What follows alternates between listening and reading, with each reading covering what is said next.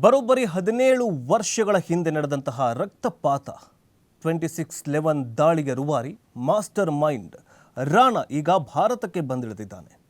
ರಾಣಾ ಮಾಡಿದಂತಹ ಕೆಲವೊಂದಿಷ್ಟು ಮಾಸ್ಟರ್ ಪ್ಲಾನ್ಗಳಿಂದಲೇ 26/11 ದಾಳಿ ಜೊತೆಗೆ 166 ಜನರನ್ನು ಕೊಂದು ಹಾಕಿದಂತಹ ಒಂದು ಕರಾಳ ಇತಿಹಾಸ. ಈಗ ಇದೇ ರಾಣಾ ರಾಕ್ಷಸ ಈಗ NIA ತಂಡದ ಕಸ್ಟಡಿಯಲ್ಲಿದ್ದಾನೆ. ನಿನ್ನೆ ರಾತ್ರಿ ಅಮೆರಿಕದಿಂದ ಭಾರತಕ್ಕೆ ಬಂದಿಳಿದಿದ್ದು ಮಧ್ಯರಾತ್ರಿಯವರೆಗೂ ರಾಣಾನನ್ನು 64 ವರ್ಷದ ರಾಣಾನನ್ನು NIA ಅಧಿಕಾರಿಗಳು ಡ್ರಿಲ್ ಮಾಡಿದ್ದಾರೆ, ಕೆಲವೊಂದಿಷ್ಟು ವಿಚಾರಣೆಯನ್ನು ಮಾಡಿದ್ದಾರೆ. ಅದರ ಬಗ್ಗೆ ನೋಡ್ತಾ ಹೋಗೋದಾದರೆ ಏನಂತಂದರೆ ಈ ರಾಣಾ ಯಾರಂತಂದರೆ ರಾಣಾ ಒಬ್ಬ ಈ ISI ಜೊತೆಗೆ ಲಷ್ಕರ್ ಎ ತೊಯ್ಬಾ ಸಂಘಟನೆಗೆ ಅಟ್ಯಾಚ್ ಹೊಂದಿದಂತಹ ಸಂಬಂಧ ಹೊಂದಿದಂಥ ವ್ಯಕ್ತಿ. ಇವನು ಫಸ್ಟು ಭಾರತಕ್ಕೆ ಬರ್ತಾನೆ.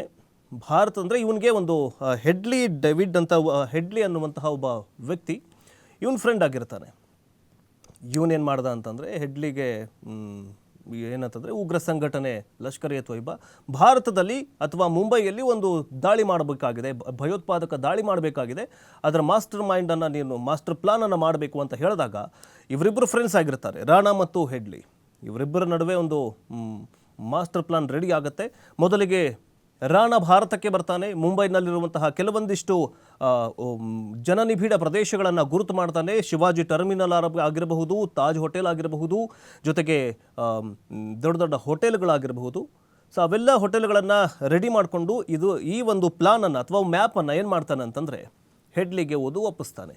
ಹೆಡ್ಲಿಯೂ ಕೂಡ ಬಂದು ಈ 26/11 ದಾಳಿಯ ರೂವಾರಿಯನ್ನು ಅಂದರೆ ಮಾಸ್ಟರ್ ಪ್ಲಾನನ್ನು ಇಬ್ಬರು ಸೇರ್ಕೊಂಡು ಮಾಡಿದರು ಅನ್ನುವಂತಹ ಆರೋಪದ ಮೇಲೆಗೆ 21ಕ್ಕೆ ಏನಾಗತ್ತೆ ಅಂತಂದರೆ ಇವರು ಭಾರತ ಬಿಟ್ಟು ಹೋಗಿಬಿಡ್ತಾರೆ. ಆಗ 26ಕ್ಕೆ ಏನಾಗತ್ತೆ ಅಂತಂದರೆ ಈ ಒಂದು ದಾಳಿ ಆಗುತ್ತೆ. ಈ ಒಂದು ದಾಳಿಯಲ್ಲಿ 166 ಮಂದಿ ಬಲಿಯಾಗ್ತಾರೆ. ಮನಸ್ಸು ಇಚ್ಚಿ 4 ಜನರು ಸಮುದ್ರದ ಮಾರ್ಗವಾಗಿ ಅಂದರೆ ಇದೇ ಲಷ್ಕರ್ ಎ ತೊಯ್ಬಾ ಸಂಘಟನೆಗೆ ಉಗ್ರರು ಸಮುದ್ರದ ಮಾರ್ಗವಾಗಿ ಮುಂಬೈಗೆ ಬಂದಿಳಿದು ಮನಸ್ಸು ಇಚ್ಛೆ ಗುಂಡಿನ ದಾಳಿಯನ್ನು ಮಾಡಿ 166 ಮಂದಿಯನ್ನು ಬಲಿ ಪಡಿತಾರೆ. ಅದರಲ್ಲಿ ಪೊಲೀಸರೂ ಆಗಿರ್ತಾರೆ. ಮಹಾರಾಷ್ಟ್ರ ಪೊಲೀಸರು ಕೂಡ ಸತ್ತು ಹೋಗ್ತಾರೆ, ಹುತಾತ್ಮರಾಗ್ತಾರೆ. ಆದರೆ ಈಗ ಮಾಸ್ಟರ್ ಮೈಂಡ್ ಈಗ ಏನು ಅಮೆರಿಕಾದಲ್ಲಿ ಅವಿತು ಕೂತ್ಕೊಂಡಿದ್ನಲ್ಲ, ಆ ಮಾಸ್ಟರ್ ಮೈಂಡ್ ರಾಣಾ ಈಗ ಭಾರತಕ್ಕೆ ಅಮೆರಿಕ ಹಸ್ತಾಂತರ ಮಾಡಿದೆ. ಈಗ ಏನಾಗಿದೆ ಅಂತಂದರೆ NIA ವಿಶೇಷ ಭದ್ರತೆಯಲ್ಲಿ ಅವನನ್ನು ಭಾರತಕ್ಕೆ ತರಲಾಯಿತು. ಡೆಲ್ಲಿ ಏರ್ಪೋರ್ಟ್ಗೆ ತಂದಿಳಿಸಿ ಆಮೇಲೆ ಕೋರ್ಟ್ಗೆ ಹಾಜರುಪಡಿಸಲಾಯಿತು. ವಿಚಾರಣೆಯನ್ನು ಕೂಡ ಮಾಡಲಾಗಿದೆ. ಹಾಗಾದರೆ ಈಗ ಭಾರತಕ್ಕೆ ಬಂದಂತಹ ಈ ರಾಕ್ಷಸ ಮುಂದೇನಾಗಬಹುದು ಅಂತ ನೋಡ್ತಾ ಹೋಗೋದಾದರೆ ಮುಂಬೈ ದಾಳಿ ಸಂಬಂಧ ರಾಣಾನನ್ನು NIA ಅಧಿಕಾರಿಗಳು ವಿಚಾರಣೆಗೆ ಒಳಪಡಿಸಲಿದ್ದಾರೆ. ಪಾಕ್ ಕೈವಾಡ ಕುರಿತು ಪ್ರಬಲ ಮಾಹಿತಿಯನ್ನು ಕಲೆ ಹಾಕಲಿದ್ದಾರೆ.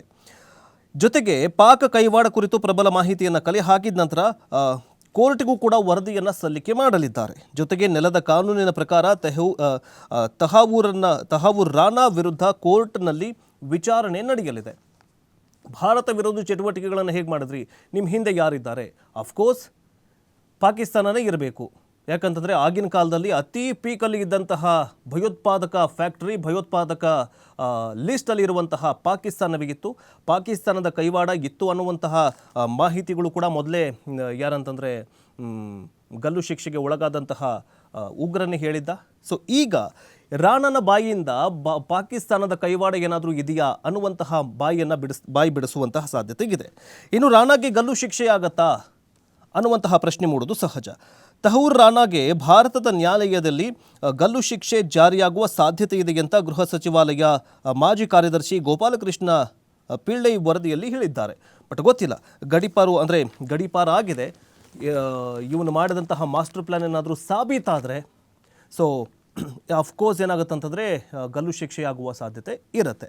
ಬಟ್ ಏನಂತಂದರೆ ಇವನ ಜೊತೆಗೆ ಇದ್ದಂತಹ ವ್ಯಕ್ತಿ ಯಾರು, ಹೆಡ್ಲಿ, ಅವನು ಯಾಕೆ ಬರಲಿಲ್ಲ, ಅವನು ಯಾಕೆ ಕಳಿಸ್ಕೊಡ್ಲಿಲ್ಲ ಅನ್ನುವಂಥ ಪ್ರಶ್ನೆ ಮಾಡೋದು ಸಹಜ. ಯಾಕಂದರೆ ಇಬ್ಬರೂ ಕೂಡ ಫಸ್ಟ್ ಏನು ಮಾಡ್ತಾರೆ ಅಂತಂದರೆ ಪ್ಲಾನ್ ಮಾಡ್ಕೊಂಡು ಹೋಗ್ತಾರೆ.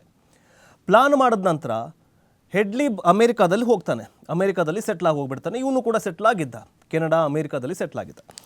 NIA ತಂಡ ಮತ್ತು ನಮ್ಮ ಭಾರತದ ವಾಯುಸೇನೆ ಅಂದರೆ ಆರ್ಮಿ ಏನಾಗಿದೆ ಅಂತಂದರೆ ನಮ್ಮ ಸೈನಿಕರು ಭಾರತದಲ್ಲಿ ಇದ್ದುಕೊಂಡು ಏನು ಭಯೋತ್ಪಾದಕ ಚಟುವಟಿಕೆಗಳಲ್ಲಿ ಭಾಗವಹಿಸಿ ಭಯೋತ್ಪಾದನೆಯನ್ನು ಮಾಡಿದಂತಹ ಜೊತೆಗೆ ಅಟ್ಯಾಕ್ ಮಾಡಿದಂಥವರನ್ನು ಗುಂಡಕ್ಕಿ ಕೊಂದು ಹಾಕ್ತಿದೆ, ಸಿಕ್ಕವರನ್ನು ಕೊಂದು ಹಾಕಿದೆ.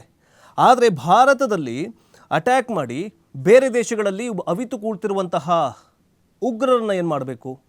ಅದಕ್ಕೋಸ್ಕರ ಭಾರತ ಬೇರೆ ಬೇರೆ ದೇಶಗಳಲ್ಲಿ ಅವಿತು ಕೂತಿರುವಂತಹ ಉಗ್ರರ ವಿರುದ್ಧ ಕೋರ್ಟ್ನಲ್ಲಿ ದೊಡ್ಡ ಯುದ್ಧವನ್ನು ಮಾಡ್ತಾ ಇದೆ.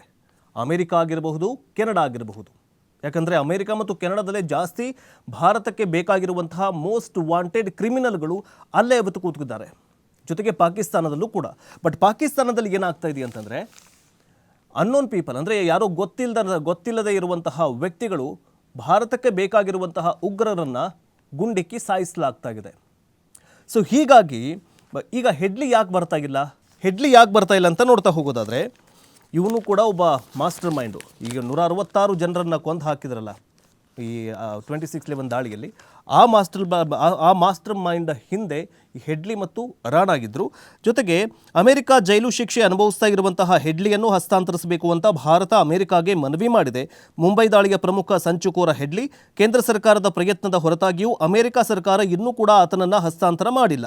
ಹೆಡ್ಲಿ ಅಮೆರಿಕ ಸರ್ಕಾರ ಮತ್ತು ಪಾಕಿಸ್ತಾನದ ISI ಡಬಲ್ ಏಜೆಂಟ್ ಆಗಿ ಕೆಲಸ ಮಾಡ್ತಾ ಇದ್ದ ಅನ್ನುವಂತಹ ಆರೋಪ ಇತ್ತು. ಜೊತೆಗೆ ಅವರು ದೋಷಾರೋಪ ಪಟ್ಟಿಯನ್ನು, ಅಂದರೆ ದೋಷಾರೋಪ ಜೊತೆಗೆ ಏನಂತಂದರೆ ಅಂದರೆ ಅವರು 2020ರಲ್ಲಿ ಅಮೆರಿಕಾದಲ್ಲಿ ಅವರನ್ನು ರಾಣಾ ವಿರುದ್ಧ, ಅಂದರೆ ರಾಣಾಗೆ ಸಂಬಂಧಿಸಿದಂಥ ಹಸ್ತಾಂತರಿಸಬೇಕು ಅನ್ನುವಂತಹ ಅರ್ಜಿಯನ್ನು ವಿಚಾರಣೆ ಮಾಡಿದಂತಹ ಸಂದರ್ಭದಲ್ಲಿ ಹೆಡ್ಲಿಯನ್ನು ಭಾರತಕ್ಕೆ ಹಸ್ತಾಂತರಿಸುವುದು ಸಾಧ್ಯವಿಲ್ಲ ಅಂತ ಅಮೆರಿಕದ ಸಹಾಯಕ ಲಾಸ್ ಏಂಜಲೀಸ್ನ ಫೆಡರೇಷನ್ ಕೋರ್ಟ್ ತಿಳಿಸಿತ್ತು.